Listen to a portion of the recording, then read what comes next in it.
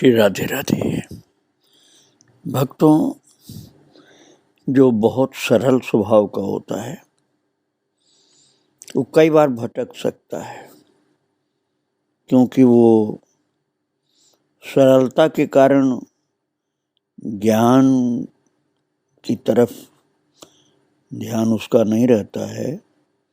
जो भी जो कह देता है कोई उसी को सुन करके चल देता है।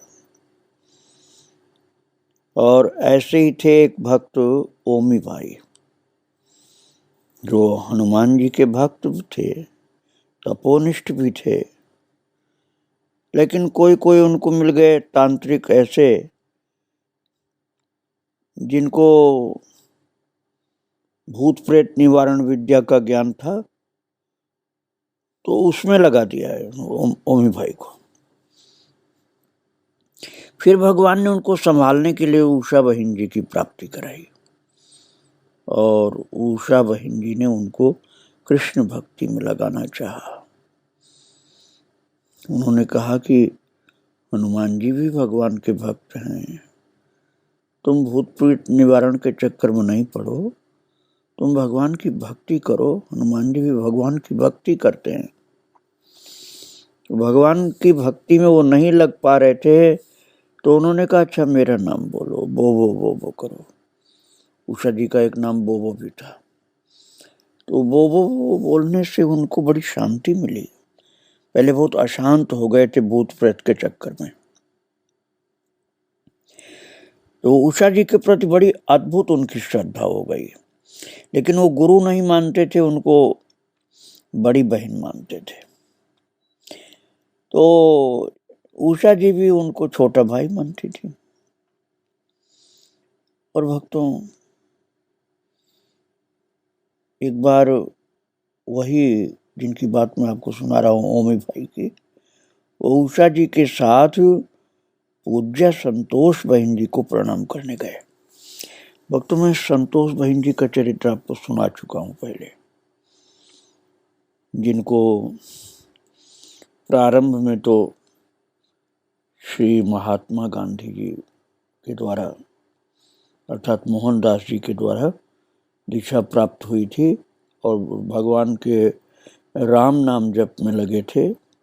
सत्य का जीवन, राम नाम का आश्रय और खादी के वस्त्र का आश्रय गांधी जी ने जो बताया था उसी के अनुसार उन्होंने संतोष बहन जी ने बड़ा पवित्र जीवन दिया और फलस्वरूप उनको राधा बाबा की प्राप्ति हुई, जो राधा रानी के रूप में दिखलाई पड़े थे। शायद अब आपको याद आ गया होगा। जिन्होंने रोनाल्ड निक्सन के मुख से कीर्तन सुन करके समाधि की अवस्था में अपने को यमुना जी के आश्रित कर दिया था, और जिन्होंने अपने चेहरे को कांच के बारीक पाउडर से घिस करके कुरूप बना लिया था, जिससे किसी साधक का उधर ध्यान न जाए, वो महान थी संतोष बहन जी। उनका दर्शन करने के लिए उषा जी गई थी और उषा जी भी एक महान संत थी, ये संतोष जी को पता था। तो उन्होंने बहुत भाव से अपनी कुटिया पर आई हुई उषा जी का सत्कार किया, भगवान का भोग प्रसाद भी खिलाया। तो वो जो ओमी भाई थे ना, वो उषा जी को मानते थे बड़ी बहन, तो उसी तरह से उषा जी भी उनको अपना अनुज मान करके उनके जूठे बर्तन उठा करके ले आए। और जब ये देखा संतोष जी ने, तो संतोष जी ने उषा जी एक संत हैं और इस ओमी के जूठे जूठे बर्तन उठा उठा के सफाई कर रही हैं, ये देख के दुखी हो गई। एक कठोरता से ओमी भाई को डांटा संतोष जी ने कि तुम्हें शर्म नहीं आती, अपना जूठा गिलास इनसे उठवा रहे हो, उषा जी से। तुम्हें नहीं मालूम है कि इतनी बड़ी संत है उषा जी, इनका कदर नहीं तुम्हारे मन में। जूठा गिलास तुम अपना उठवा रहे हो, अरे तुमको खुद इनका जूठा गिलास उठाना और साफ करना चाहिए था। संत के प्रति अपराध हो गया तुमसे। अपना जूठा बर्तन इनसे नहीं उठवाया करो। जो फटकार लगा दी ना संतोष जी ने। संतोष जी महान संत थे भक्तों, शायद आपको याद आ गया होगा, जिनको बाल कृष्ण दास जी महाराज बहुत आदर के साथ भिक्षा प्रदान करते थे। बहुत ही महान थी वो। तो उन्होंने समझा कि ये उषा बहन जी का अपमान कर रहा है ये व्यक्ति ओमी भाई। तो वो थोड़ा दुखी हो गए, क्योंकि उन्होंने अब तक ये नहीं समझा था कि उषा जी महान संत हैं। बड़ी बहन मानता था वो व्यक्ति ओमी भाई। तो उसको थोड़ा धक्का लगा कि मुझसे गलती इतनी बड़ी हो गई। तो वहां से जब वापस उषा जी के साथ आया वो ओमी भाई, तो रास्ते भर और घर पहुंचकर भी यही दोहराते रहे कि बोबो बोबो तुम संत हो, मैं नहीं जानता था, मुझे माफ कर दो। बोबो तुम संत हो, बहुत बड़ी संत हो, मैंने तो ऐसा कभी सोचा ही नहीं। और वो दुखी होने लगा कि मैंने संत के प्रति अपराध कर दिया, मेरा जूठा बर्तन ये उठाई और ले गई साफ करने के लिए। तो भक्तों, उषा जी कितनी विनम्र थी कि उन्होंने संत होने की बात भी अपने लिए नहीं सोचा। उन्होंने कहा ओमी के दुखित मन को देख करके कि कोई कुछ भी कहे, कुछ भी माने, तुम्हारे लिए तो मैं तुम्हारी बहन हूँ, वो हूँ तुम्हारी बस। इतनी करुणामयी, सबका मन रखने वाली, उदार मना उषा जी। भक्तों, ओमी भाई अपने टेलीफोन विभाग की नौकरी से निवृत्त होकर के आज भी हिमाचल में पहाड़ों में एकाकी साधना में रत हैं और उच्च कोटि के संत हैं। बात यह है कि सरल स्वभाव के थे वो, और उषा जी जैसी महान संत की कृपा उनके ऊपर हो गई थी। तो ओमी भाई भले साधु वेश न बनाए हों, लेकिन उनको हिमाचल में लोग बहुत उच्च कोटि का संत मानते हैं। हो सकता अब भी शरीर हो उनका। उषा जी उनको अपने छोटा भाई मानती थी।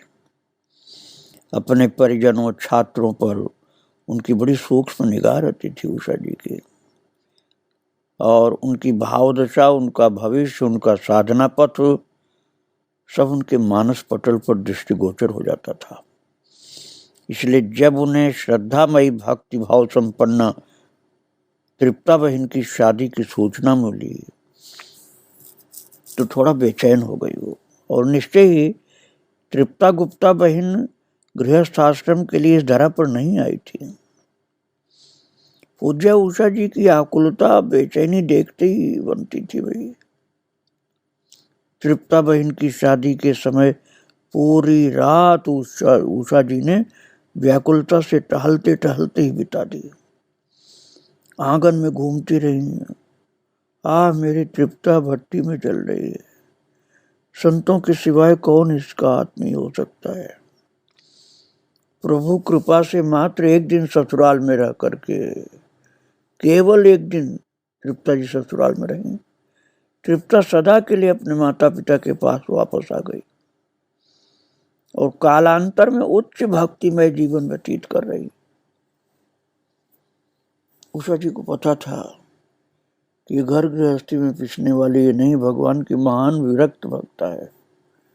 माता पिता के कठोर आज्ञा के कारण विवाह हो रहा था उसका, लेकिन उषा जी ने अपने संकल्प शक्ति से उनको अलग कर दिया। उषा जी ने एक बार अंबाला से चंडीगढ़ जाते हुए बस में बैठे हुए अपने चिंतन में एक खेत में खड़े 3 लड़कों को देखा था। विशेषर भाई और ओमी भाई इनके परिकर में आ चुके थे और तीसरे लड़के की प्रतीक्षा कर रहे थे। और एक तीसरा लड़का कौन था? विजय, जो बाद में वृंदावन में साधु भक्ति विजय नाम से प्रसिद्ध हुए। रेलवे में कार्यरत इनके पिता का तबादला अम्बाला हो गया। सौभाग्य से उषा जी के घर के पास ही एक किराए के मकान में रहने लगे। अपने मित्र सतप्रकाश, जो पहले से ही उषा जी के यहाँ पढ़ने जाता था, उसके माध्यम से उनके मार्गदर्शन में पढ़ने की इच्छा व्यक्त की। शुरू में पूज्य उषा जी ने अत्यधिक व्यस्तता के कारण अस्वीकार कर दिया, जिससे विजय भाई का मन आहत हो गया। स्वाभिमान को गहरी चोट लगी, पर सतप्रकाश जी के अनुनय विनय करने पर उषा जी ने हामी भर दी। विजय भाई प्रथम दिन ही उषा जी से मिलकर बहुत प्रभावित हुए और उनकी विद्वत्ता, पढ़ाने की शैली, भक्तिमय जीवनी, ये सब देख करके अपने को बहुत सौभाग्यशाली मानने लगे। विजय भाई का श्रद्धावान व्यक्तित्व, ईश्वर प्राप्ति की मन में छुपी उत्कट लालसा ने उन्हें परिकर में एक विशिष्ट स्थान दिलाया और पूज्य उषा जी ने भी उनके ऊपर ममतामयी सींच करके उनमें अभूतपूर्व परिवर्तन ला दिया। सहज ही वे भक्ति पथ पर अग्रसर होते दिखलाई पड़े। भक्तों, बहुत धीरज वाला व्यक्ति, बहुत शांत स्वभाव वाला व्यक्ति जो लाभ प्राप्त कर लेता है, वो सामान्य लोगों को नहीं मिलता। चुपचाप विजय भाई घंटों पूज्य उषा जी की सन्निधि में बैठे रहते, बिना कोई संवाद किए। अमूल्य निधि को ग्रहण करते जा रहे थे। गुरु शिष्य का यह मौन संवाद, कृपा विष्टि की यह अनूठी निधि, विजय भाई में प्रभु दर्शन की लालसा का बीजारोपण, ठाकुर से बातचीत करने की जिज्ञासा, दिन रात प्रभु चिंतन में डूबने की अभिलाषा धीरे धीरे पनपने लगी थी। उषा जी के शिक्षा प्रदान करने का अलग ही ढंग, आत्मीयता और वात्सल्य से भरे व्यवहार ने विजय भाई को बहुत प्रभावित किया था। उनके मन में भक्तिमय तरंगों का उठना और उच्च वैराग्यपूर्ण जीवन का लक्ष्य बन जाना आश्चर्यजनक नहीं, स्वाभाविक हो गया था। उषा जी अक्सर सूफी संत बुल्ले शाह की पंक्तियां दोहराती और कहती, बुल्लिया रबदा की पौना, एथो पुटना ओथे लौना। अर्थात मन को जगत से हटाकर प्रभु के चरणों में सौंप देना है। बहुत सरल शब्द में वो बात थी, कहावत की कि बुल्लिया रबदा की पौना। अरे भगवान के लिए पावने में क्या परेशानी है? एथो पुटना उत्थे लौना, इधर से हटकर उधर लग जाना। तो मन को जगत से हटाकर प्रभु के चरणों में सौंप देना है। सभी साधनाओं की परिणति यही है, फल यही है।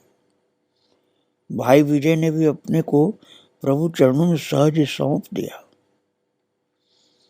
उषा जी के इतने लाड़ प्यार में पले भाई विजय जी कि इस परिकर के देदीप्यमान सितारे हो गए, अर्थात बहुत अधिक महान हो गए वो। सन 1971 में वे अपनी खादी ग्रामोद्योग की नौकरी त्याग करके ब्रजवास के लिए आ गए। गोवर्धन में 2 साल एकांत कठोर साधना में रहे। भगवान का नाम जपना और लीला चिंतन करना, ध्यान करना। कुछ दिन भिक्षावृत्ति से भी रहे और भक्तों फिर उषा बहन जी के माध्यम से गिरिराज गोवर्धन में विराजमान महान संत गया प्रसाद जी के द्वारा उनको दीक्षा मिली। उषा माता जी के कहने से गया प्रसाद जी ने विजय जी को दीक्षा प्रदान की। बहुत भाग्यशाली हुए वो। भक्तों, आप लोग महान संत श्री गया प्रसाद जी महाराज, जिनको पंडित गया प्रसाद जी भी कहा जाता था, गोवर्धन वाले, उनका चरित्र आप सुन चुके हैं पहले 38 भागों में। बहुत ही महान पुरुष थे। नाम महाराज की बहुत कृपा थी उनके ऊपर। तो उन्होंने दीक्षा दी विजय जी को और श्वेत वस्त्र धारण करने की अनुमति दी। वृंदावन वास के समय अपनी इन गुरु रूपा उषा जी का हर परिस्थिति में विजय भाई ने पूरा सहयोग दिया। और उनके जाने के बाद भी सुशीला बहन जी का, परिकर के भाई बहनों को सजो कर रखने में पूरा योगदान दिया। उषा जी का विशद जीवन चरित्र, विभिन्न साहित्यिक रचनाएं प्रकाशित करवा करके उन्होंने अभूतपूर्व कार्य किया था। अभूतपूर्व विजय जी ने। भक्तों, उषा जी की महानता को गया प्रसाद जी भी स्वीकार करते थे। वो कहते थे कि उषा जी कोई सामान्य स्त्री नहीं है, भगवान की सखी है। उषा जी की जीवनी के अतिरिक्त 3 भागों में लगभग 2500 पद और 5 भागों में लीला रस तरंगिणी का प्रकाशन करवा करके विजय भाई ने रसिक समाज को अतुलनीय रस संग्रह प्रदान किया, जिसके लिए वे साधुवाद के पात्र हैं। रसिक जनों के साथ साथ ही नव साधकों के लिए भी महान संग्रह, सबल रस साधना, ये सब अपने जीवन में महान कार्य किया उन्होंने। 24 मई 2008 को भाई विजय इहलौकिक लीला का संवरण कर अपनी गुरु माँ के चरणों में सदा सदा के लिए समर्पित हो गए। भक्तों, जब दीक्षा किया था गया प्रसाद जी ने उनकी, लेकिन उषा बहन जी को गुरु माँ मानते थे। तो उषा जी तो भगवान की सखी थी ना, उसी भाव से दर्शन करते थे। अपने जाने का आभास होने पर शांत स्वर से पूज्य सुशीला बहन जी से कहा, बहन जी मैं जा रहा हूँ। और पूज्य उषा जी के चित्र को नयनों से ही नमन करके श्री ठाकुर जी को राधे राधे कहते हुए, उन्हीं को निहारते हुए अंतिम क्षणों को धन्य किया था। ये भक्तों, आप लोगों ने विजय जी की बहुत रस भरी, सेवा भरी चरितावली संक्षेप में श्रवण किया। और उषा बहन जी की जो सेवा में थे ना लोग, माताएं ज़्यादा थी, पुरुष कम लोग थे, उन्हीं में से एक महान व्यक्ति थे। और एक संतोष बहन जी थी, संतोष नारंग। तो संतोष नारंग बहन जी का उषा जी से परिचय अपनी छोटी उम्र में ही हो गया था। कक्षा 5वीं में उन्होंने सनातन धर्म विद्यालय से ही पढ़ाई की थी, पर प्रधानाचार्य रूप में प्रतिष्ठित उषा जी से उस समय कोई संवाद और सामीप्य कुछ नहीं हुआ था। सुशीला बहन जी और धर्म जी ही इनकी कक्षा लेती थी। उस समय जब छोटी थी ना, 5वीं क्लास में, तो धर्म जी भी पढ़ाती थी और सुशीला जी भी पढ़ाती थी। और ये भी महान सखियां थी। धर्म जी के तो चरित्र आप सुन चुके हैं 43 भाग में विस्तार से। अब आप समझिए कि उन्होंने पढ़ाया था इनको, संतोष नारंग जी को, और बहुत प्रभावित थी वो धर्म जी से भी और उषा जी से भी। देशभक्ति और धार्मिक कथाएं खूब सुनने को मिली। पर कक्षा 6 के बाद ये पंजाब नेशनल पब्लिक स्कूल में विद्या अध्ययन के लिए चली गई। इनके पिताजी की मृत्यु जल्दी हो गई थी। उस समय वो 10वीं कक्षा में पढ़ती थी। घर में धन का अभाव नहीं था। पिता की मृत्यु के बाद इनकी मां ने उनका काम सुचारू रूप से संभाल लिया था। आध्यात्मिक संस्कार प्रबल थे। शायद पूर्व जन्म के प्रबल संस्कार ही थे कि उस उम्र में गुरु का अत्यंत भाव महसूस होने लगा था। जैसे गुरु की खोज चालू हो गई इनकी। जिसके संस्कार भक्त बहुत अच्छे होते हैं वही इस तरफ ध्यान दे पाता है, नहीं तो अधिकतर दिमाग में ये आता है कि गुरु की क्या जरूरत है। तो भक्तों, ये संतोष नारंग जी जो थी, अब इस समय ये 10वीं क्लास इन्होंने पास किया था, तभी से गुरु के लिए इनके मन में बड़ा इतना उच्च भाव हुआ कि रोने लगेंगे और भगवान के सम्मुख प्रार्थना करने लगी कि प्रभु ऐसा कोई गुरु मिला दीजिए जो मुझे तुमसे मिला दे, तुम्हारे भक्त बना दे। वो पुरुष रूप में गुरु से कलिकाल में भटकाव और धोखे की संभावना उनके मन में समझ में आ रही थी, क्योंकि एक लड़की थी, कक्षा 10 पास कर चुकी थी। उनको लगता था ऐसा न हो कि पुरुष रूप में कोई गुरु मिले तो मुझे सही मार्गदर्शन न मिले, इसलिए माता यदि कोई हो तो ज़्यादा अच्छा रहेगा। तो ठाकुर ने उनकी भाव की बात समझ करके ऐसी ही कृपा की। किसी मित्र के माध्यम से वो विमला नेविल जी के सत्संग में पहुंची और उन्हीं के माध्यम से 18 जुलाई 1958 को उषा जी के संपर्क में आई। पर अधिक समीपता और आत्मीयता का अवसर तब भी नहीं मिला। उन दिनों उषा जी की वृंदावन वास की उत्कट लालसा, पूर्णतया अंतर्मुखी मन और नारंग बहन का संकोची स्वभाव, जिनकी बात मैं आपको सुना रहा हूँ, नारंग बहन बड़ा संकोची स्वभाव था। मन की बात अधिकतर बाहर नहीं प्रकट कर पाती थी। इस तरह अम्बाला में उनको उषा जी का अधिक सामीप्य नहीं मिल पाया और 14 नवंबर 1959 को उषा जी ने अम्बाला का त्याग कर श्री वृंदावन धाम के लिए प्रस्थान कर दिया। तो उषा जी के वृंदावन आने से नारंग बहन की आध्यात्मिकता ऐसे कमजोर सी होने लगी, क्योंकि उषा जी का सत्संग छूट गया। अब वो वृंदावन में आ गई तो सत्संग में तो मन से तो लगी रहती थी, लेकिन नौकरी भी मिल गई थी, तो अब अतृप्त सी अवस्था रहती थी। मन की मांग और बढ़ने लगी। उषा जी से पत्राचार शुरू हुआ, यथासंभव जवाब में मिल जाता था। वृंदावन वास की लालसा बढ़ती गई, पर उषा जी की नौकरी के साथ वृंदावन वास की सहमति नहीं थी।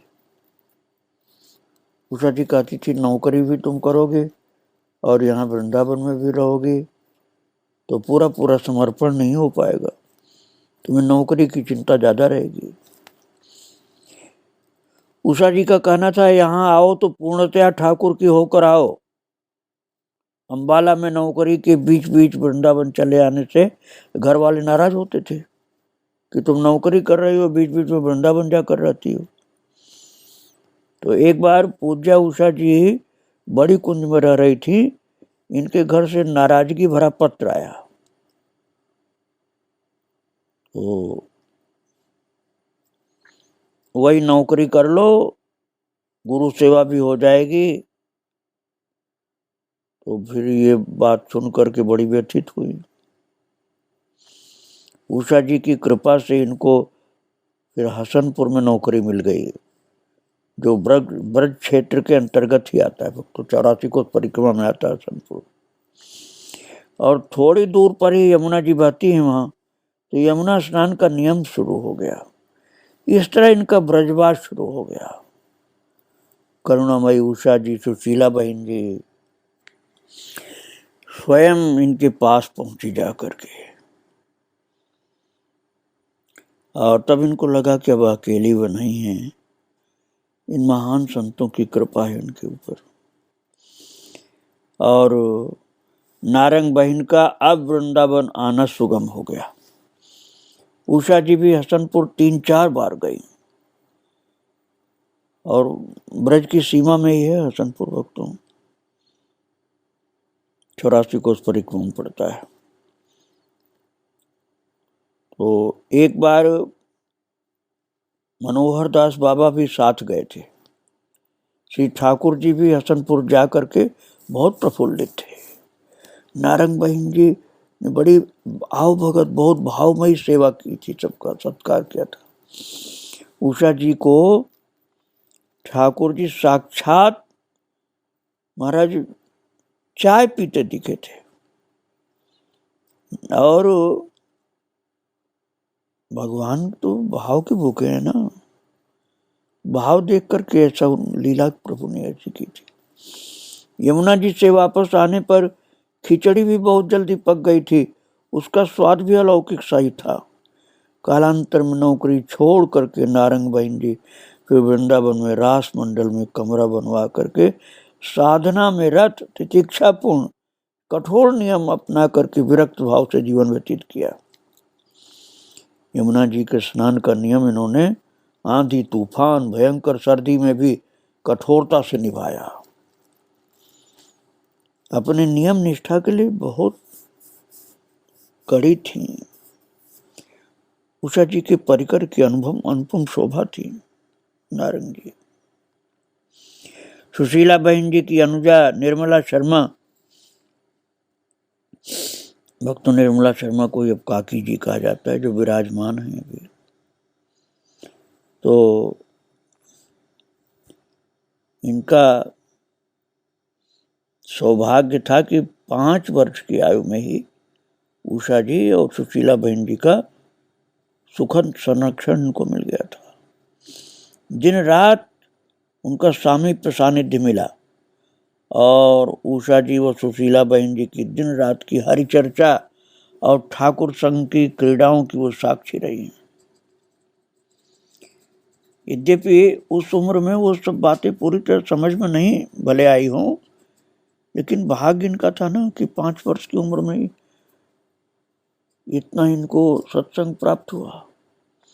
माधुर्य प्रेम की भक्ति, सरस बीजारोपण, प्रेमा भक्ति का, माधुर्य भाव का, प्रेम भक्ति का बीजारोपण हो गया।